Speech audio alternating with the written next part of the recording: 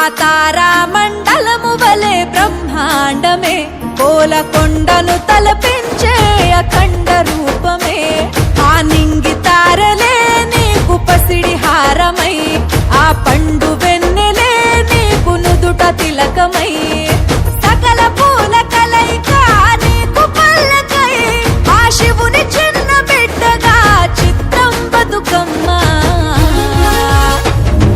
పండగల్లో నీ పండుగ ఓ అద్భుతమే ఈ లోకములో మహిళలకు మహారాణివే అర్థం కాని గ్రంథం నీ జీవితమే